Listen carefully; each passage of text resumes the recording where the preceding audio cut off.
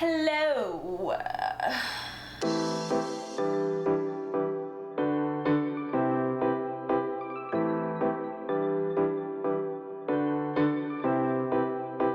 Today I'm gonna show you how to make almond butter. It's so freaking easy and you do not have to spend $15 on it. I did used to love the Justin's maple almond butter, and I always knew that it was possible to make almond butter at home, but I guess I just didn't realize how easy it was, and if I had, I would have saved myself a lot of money. So now I'm trying to save you a lot of money. So here's how you make your very own almond butter right at home, right in your kitchen. Here we go. I use raw almonds. You could, I don't know, I would just do what I'm doing. Just use raw almonds and a baking sheet. I have this one lined with a silicone baking mat. So I'm gonna be using a food processor today, but you can also use a high-powered blender. If it's not high-powered, it'll probably still work. It'll just take a really long time. So you'll have to have patience and like turn it off every so often to like let the steam come out, because it gets pretty hot and steamy. First step is you have to roast the almonds very, very slightly. This is just so that the natural oils can come out a little bit. Some people say to do it for 10 minutes. I honestly only like to do it for 5, because at 10 they start getting like really roasty tasting, and then it tastes like roasted almond butter, which is good, but that's not like the flavor that I'm going for today. Today I'm going to be doing the maple almond butter from Justin's. But like I said, you can really do any flavor you want. I'm trying to think of their other flavors. I know they have like vanilla. I know they have like a chocolate one. I'm sure you could easily do that. I've got my almonds spread out on my baking sheet, and I'm just gonna pop them in the oven, like I said, for 5 minutes. So I took my almonds out of the oven and I let them cool off completely, which was about 25 minutes. Now I'm going to add them to my food processor. Put my lid on and start processing. So I like to do pulse for the first few pulses, and then I'll turn it all the way on for about 30 seconds.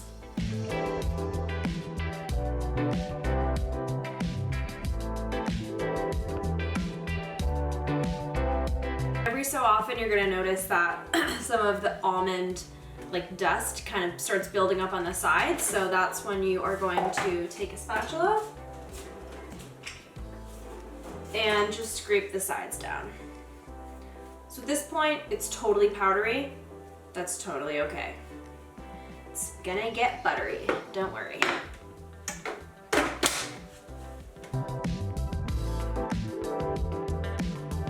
Sides need to be scraped down again. That was about 30 more seconds. And you're just gonna keep repeating this. It's a little tedious, but it will be totally worth it.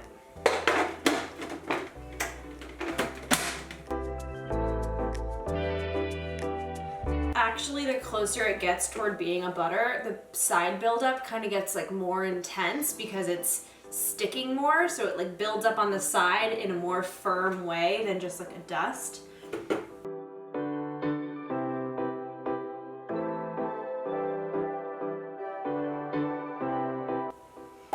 So you'll see it starts getting a little jumpy and bumpy, and that's a good sign. It starts kind of moving more toward the shape of a dough ball, and that's good.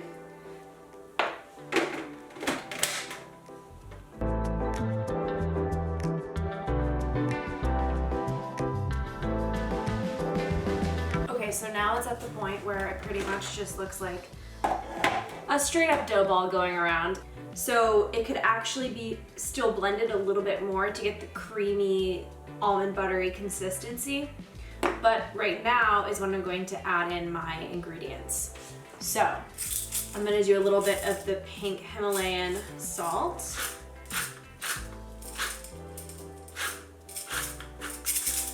About 6 twists of this. And then I'm gonna do a tablespoon of maple syrup.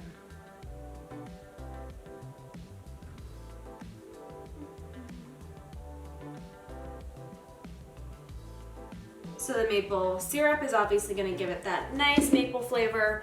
And then the sea salt, it's just like a little punctuation on the flavors. And I'm gonna keep processing it just a little bit longer.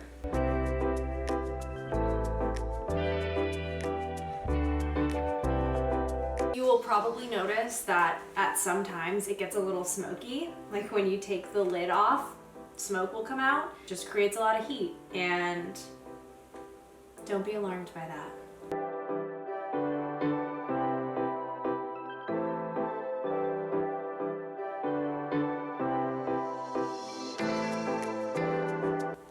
Okay, so it's finally done. It did take a little longer than it did last time because I roasted them for a shorter amount of time. So this time I roasted them for 5 minutes. Last time I roasted them for 10 minutes.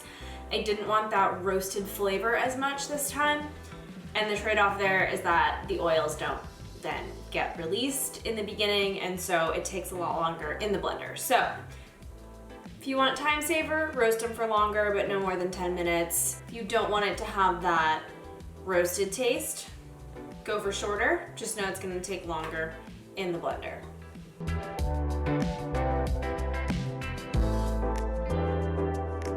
So now I'm going to put it in my designated jar.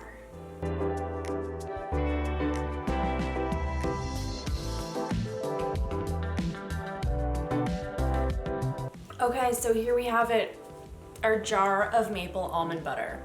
Delicious, nutritious, and a hell of a lot cheaper to make than Justin's.